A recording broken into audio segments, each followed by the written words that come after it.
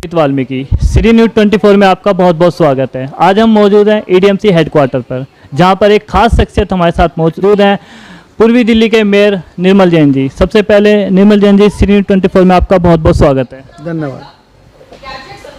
जैन साहब, मेरा सबसे पहला और अहम सवाल यही है कि कुछ राजनीतिक पार्टियां, यूनियन के लोग एक ही सवाल कर रहे हैं कि दिल्ली नगर निगम में निजीकरण होने जा रहा है और दिल्ली नगर निगम ठेकेदारी प्रथा के हाथ में जा रही है। इसमें कितनी सच्चाई है? क्या ये राजनीतिक मुद्दा है? क्या कहना चाहेंगे? इसका पूरा मामला क्या है? देखिए, जो लोग ये भ्रम और अफवाह फैला रहे हैं कि पूर्वी दिल्ली नगर निगम में कोई निजीकरण की प्रक्रिया चल रही है या निजी होने जा रहा है, वो सर्वथा झूठ है और गलत है और बिल्कुल जिसको कहा जाए सच्चाई से परे है। मैं आपके चैनल के माध्यम से बड़ी स्पष्ट रूप से बताना चाहता हूँ कि हमने जो कूड़े का पृथकीकरण, जो सेग्रीगेशन है, गीला सूखा कूड़ा करना, घर घर से कूड़ा उठाना, जो नए तरीके हैं, वैज्ञानिक तरीके कूड़े से, क्योंकि आपको और इसमें आगे बात बताएं कि प्रधानमंत्री मोदी जी का 2016 के अंदर एक ही विजन बना, स्वच्छ भारत मिशन।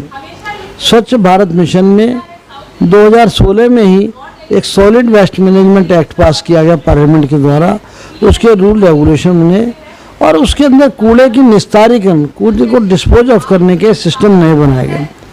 दुर्भाग्य यह है कि पूर्वी दिल्ली नगर निगम अभी उनको फॉलो नहीं कर पाता, जिस वजह से कूड़ा तो हम डेली 2600 टन के करीब उठा रहे हैं, लेकिन वो जो उसका साइंटिफिक तरीका होना चाहिए, कूड़े को अलग अलग करना, कूड़ा ढकी हुई गाड़ियों में जाना, कूड़ा ढका रहना, डलाव खाली होना, वो सब चीज़ें, मतलब कहने की मतलब यह है कि वो सब चीज़ें टाइमली नहीं हो पा रही थी और इस वजह से हम जो है स्वच्छ भारत जो रैंकिंग हुई थी उसमें पिछड़ गए।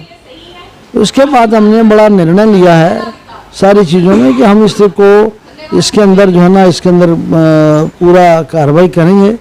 और उसके अंदर हमने सबसे पहले निर्णय ये लिया कि भाई कूड़े के लिए नई योजनाएं लाई जाएं, नए तरीके से, जैसे और शहरों में हो रहा है।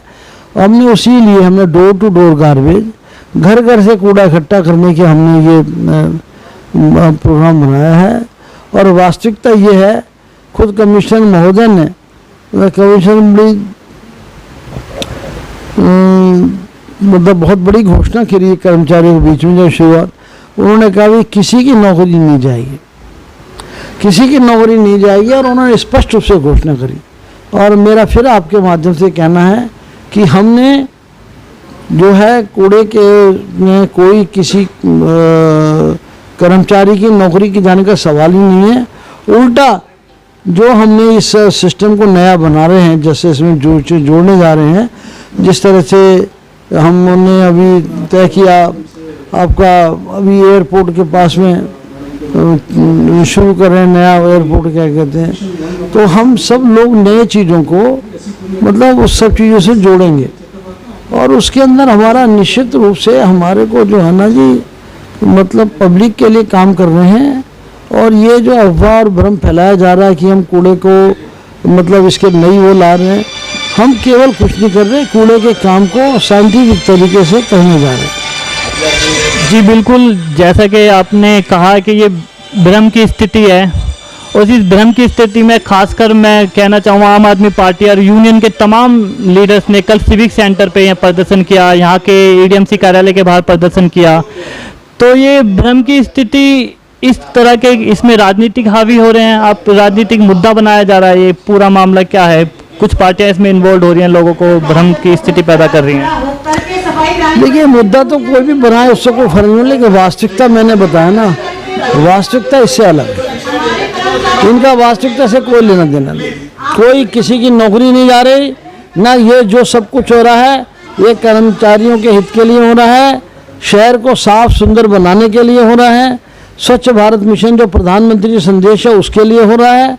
और इससे कोई इन अफवाहों पर मैं ध्यान नहीं देना चाहता, ना मेरा इनसे कोई वो है।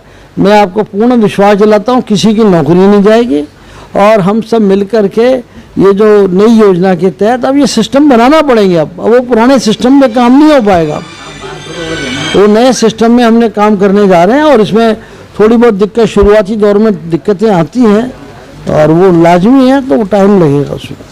एक सवाल था हमारे दर्शकों का, काफ़ी व्यूअर्स ने मुझे कमेंट्स करके फ़ोन करके कहा था कि मेयर साहब से ये सवाल पूछना कि मुख्यमंत्री आवास के बाहर तीनों मेयर ने एक प्रदर्शन किया, हड़ताल की, ऐसी भी क्या स्थिति उत्पन्न हुई कि मेयर को ही धरना प्रदर्शन देना पड़ा? देखिए, हम तो सामान्य रूप से मुख्यमंत्री महोदय के पास में मिलने गए थे। वो समय दे नहीं रहे थे, 9:30 बजे से 11:30 बजे तक का उनका पब्लिक के लिए समय है, तो हम तो उस पब्लिक जो आवर्स हैं उनके उसमें मिलने गए थे। लेकिन उन्होंने जैसे उन्हें पता लगा मेयर आए, उन्होंने मिलने से मना कर दिया और पहले तो गाड़ी हमारी आधी अंदर घुसी थी, फिर बाहर हो गई। तो सिक्योरिटी तो वही करेगी जो उनको आदेश मिलेगा, और उन्होंने हम मिलने से इनकार कर दिया। तब हमारे को जो है ना, जब मिलने से इनकार कर दिया और हमें अपनी बात कहनी थी, तो हम कहाँ गए थे। फिर हमने ये तय किया कि हम वहीं बैठ गए और लगातार आपके सामने एक धरने में हम लोग सब। एक खास सवाल और था कि कोरोना काल में मुख्यमंत्री जी ने एक जो सफाई कर्मचारी हैं दिल्ली नगर निगम के, कहा था कि अगर कोरोना काल में किसी कर्मचारी की मृत्यु होती है तो उन्हें 1 करोड़ रुपए का मुआवजा दिया जाएगा। परंतु इसके विपरीत बाद में सरकार ने फैसला पलटते हुए ये कहा कि जिन लोगों को दिल्ली सरकार ने अपॉइंट किया था सिर्फ उन्हीं को मुआवजा दिया जाएगा। ये पूरा मामला क्या है, इसमें किस तरीके से बदलाव आया? सरकार ने घोषणा जो करी थी, उन्होंने साफ कहा था कोरोना युद्ध वीरों को हम 1-1 करोड़ रुपए देंगे। हमारे भी निगम के कई कर्मचारी को जिनकी इस दौरान में डेथ हुई है, मैंने पत्र लिखे हुए हैं और उन्होंने पत्र में उस केवल अभी तक कोई उन्होंने उसमें कार्रवाई नहीं करी है। मैं मुख्यमंत्री महोदय से ये निवेदन करता हूँ कि वो तुरंत ही हमारे को जो भी हमारे कोरोना युद्धवीर हैं जिनकी डेथ उस दौरान में हुई है, उनको तुरंत उनको फंड उपलब्ध कराएं। बिल्कुल। एक खास सवाल, एक आखिरी और ख़ास और अहम सवाल है कि दिवाली का वक्त है, काफ़ी लोगों की सैलरी अभी पेंडिंग में है, तो उनको आप क्या आश्वासन देना चाहेंगे, कब तक उनकी सैलरी हो जाएगी? हमने 31 अगस्त तक की सैलरी सबको दे दी है। अब हमारे पास में सिर्फ सितंबर की है। सितंबर की भी सैनिटेशन स्टाफ की चली गई है।